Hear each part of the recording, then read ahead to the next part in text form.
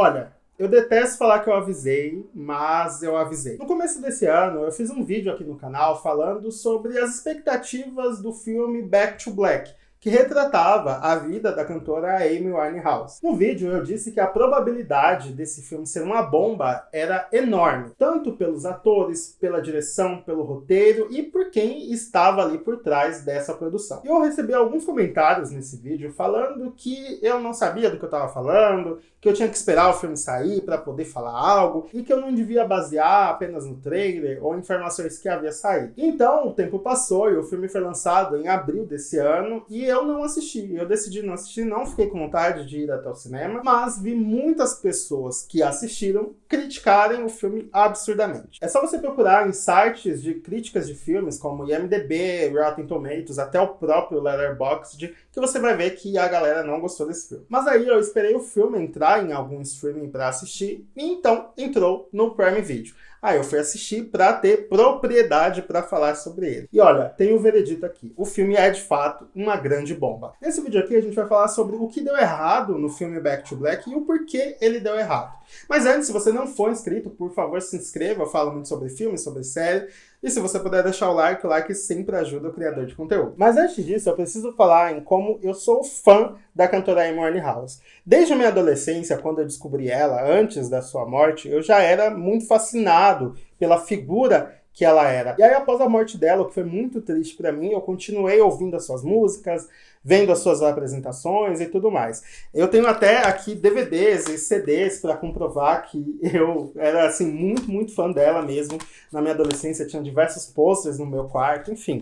O tópico Amy, ele é muito sensível para mim porque eu gosto de fato muito dessa cantora. A Amy foi uma das personalidades mais marcantes do nosso século e ela é considerada como um cometa, porque ela chegou de uma forma muito rápida e muito intensa e foi embora também de uma forma muito rápido. A Amy morreu aos 27 anos, extremamente jovem, com apenas 2 álbuns lançados e muito aclamados. A Amy foi uma artista nata que colocava suas próprias experiências nas suas canções. Ela só conseguia cantar o que ela vivia. Não é à toa que ela compôs Rehab, que é uma das músicas mais famosas da sua carreira, que fala sobre o fato de ser internada em uma clínica de reabilitação. E isso leva a outro ponto sobre a vida da Amy Winehouse, que eram as polêmicas ligadas ao abuso de drogas e de álcool, além da sua exposição midiática e do seu relacionamento abusivo com o Blake, um cara que teve um relacionamento destrutivo com ela e que contribuiu com a sua morte. Além, claro, de toda a falta de cuidado e negligência do seu pai, Mitch Winehouse. Tudo isso resultou na morte precoce da Amy Winehouse, que morreu em 2011, deixando um legado, assim, imensurável. E com essa personalidade tão marcante, e nessa era de muitas cinebiografias sobre artistas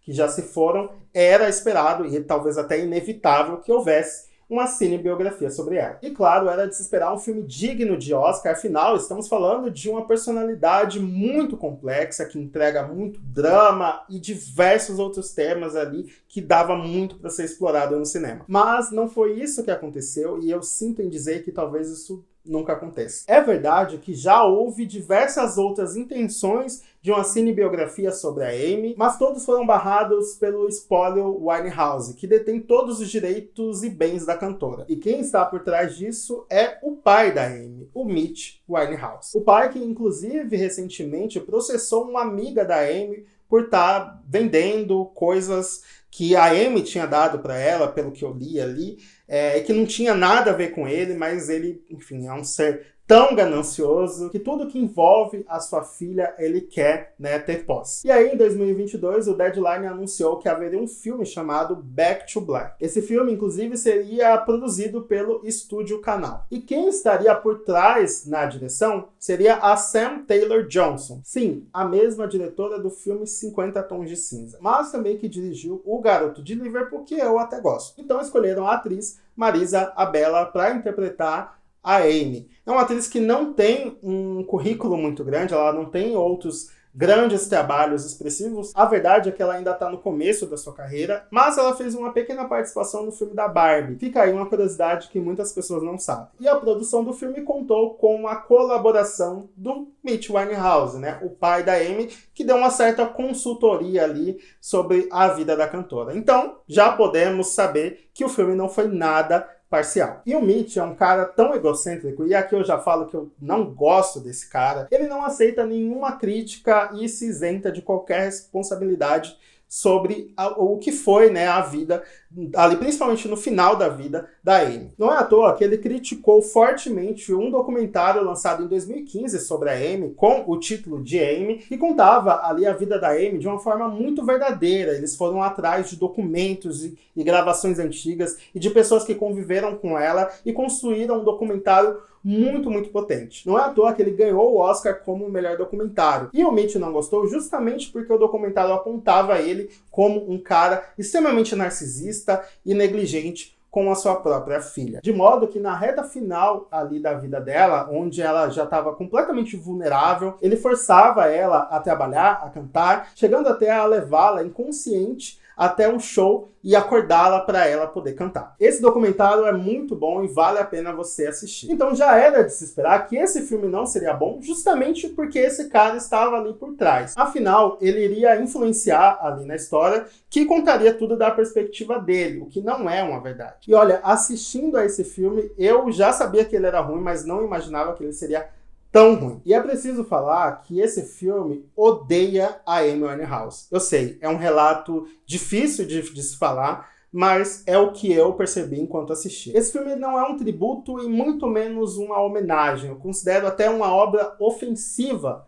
para a vida da cantora. Ele não foca em nada especificamente, mas trabalha muito mais os personagens ao redor da Amy do que ela própria. Quando se faz uma cinebiografia sobre determinado artista, você espera que eles explorem toda a complexidade daquela pessoa e mostrem coisas por trás, coisas que a gente sequer imaginava dos bastidores. Isso aconteceu, por exemplo, no filme do Freddie Mercury, que apesar dos seus defeitos, não é um filme excelente, mas mostrou muita coisa sobre a vida dele que a gente não conhecia. Eles tiveram todo esse cuidado de ir atrás, de pesquisar sobre quem foi essa personalidade. Isso não acontece com o filme da Amy. A Amy era uma mulher muito durona, mas também muito vulnerável e frágil emocionalmente. E a gente não vê nada disso nessa história. Bom, a história mostra ali o fim da adolescência da Amy e o começo da sua vida adulta e a sua busca pelo sucesso na música. Ela começa ali cantando em bares, fazendo as suas próprias composições,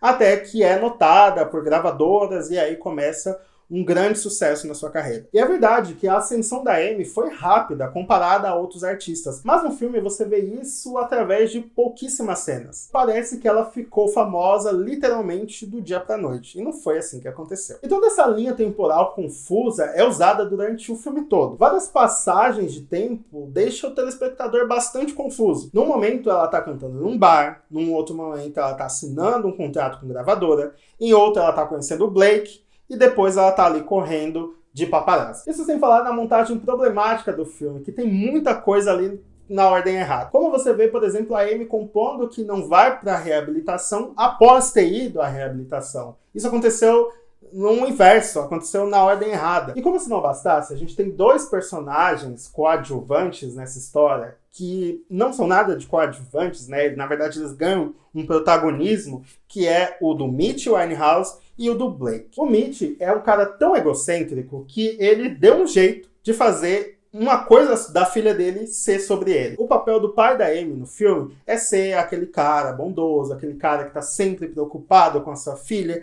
e com o bem-estar dela e que é o ombro amigo dela. E a gente sabe que não foi bem assim durante a vida da Amy e ele deu até um jeito de cantar no filme, algo que dá pra ver que ele quer muito fazer. Não é à toa que após a morte dela, ele tentou uma carreira de cantor e acabou não dando certo. Enfim, é um cara que eu até sinto um mar de inveja do que foi a filha dele, sabe? E aí ele termina o filme como esse senhor bonzinho que fez o que pôde pela filha, mas que não deu pra fazer tudo. O outro personagem que teve uma redenção foi o Blake. Gente, o relacionamento dos dois foi algo extremamente destrutivo. Um fazia mal pro outro, eles brigavam muito, eles se estapeavam na frente das câmeras. Ele apresentou a maioria das drogas que a Amy passou a usar, sabe? Ela já era uma mulher vivida, é verdade, mas quando o Blake entrou na vida dela, ela entrou num buraco, assim, tremendo. E isso a gente não vê no filme. O relacionamento dos dois tem até um ar ali fofo, e ele passa até ser esse cara que foi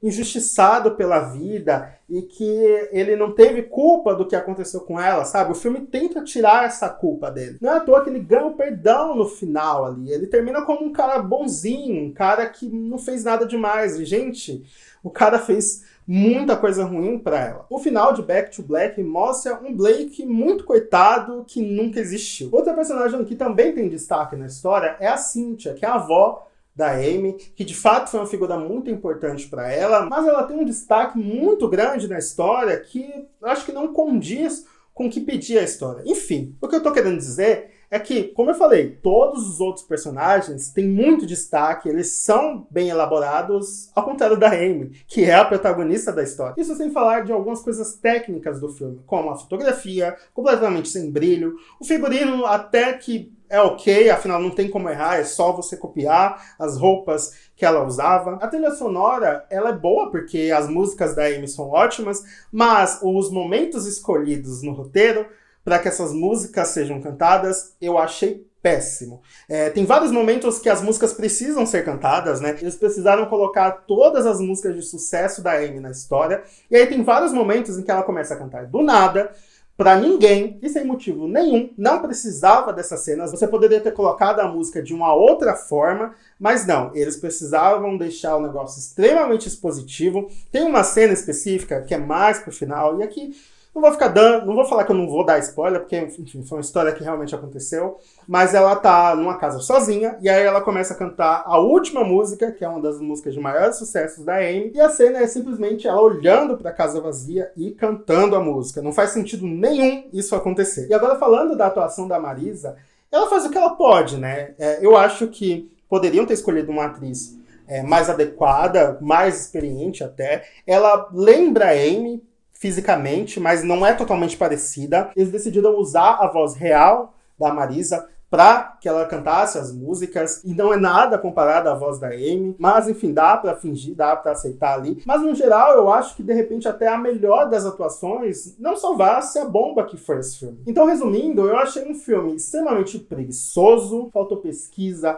faltou respeito ao legado da Amy, faltou coragem, afinal, nos momentos em que precisavam mostrar ela, de fato, naqueles momentos difíceis dela, né, de drogas e bulimia e várias outras doenças que ela teve, o filme não se atentou a isso, ele não se aprofunda nisso, ele não fala muito sobre a depressão que a Amy teve, nem sobre a reabilitação, enfim, ele não foca em nada. Tudo é mostrado de uma forma genérica que parece ter saído do Wikipedia. E isso é culpa não só da direção, quanto do roteiro e também, claro, do Mitch Winehouse. E por que eu falei que talvez não haja a possibilidade de ter um outro filme sobre a Amy? Porque, como eu falei, o pai dela tem os direitos sobre todos os bens e tudo que envolve a cantora. Então não dá para fazer um filme onde você fala da Amy Winehouse, onde você canta as músicas da Amy, enfim, toda a figura dela requer, né, a autorização dele. E é óbvio que numa produção em que você vai contar a verdade, você vai falar mal dele, você vai falar das coisas problemáticas que aconteceram na vida da Amy, e ele jamais vai aceitar isso. E é muito triste porque a história da Amy, nas mãos de um bom diretor,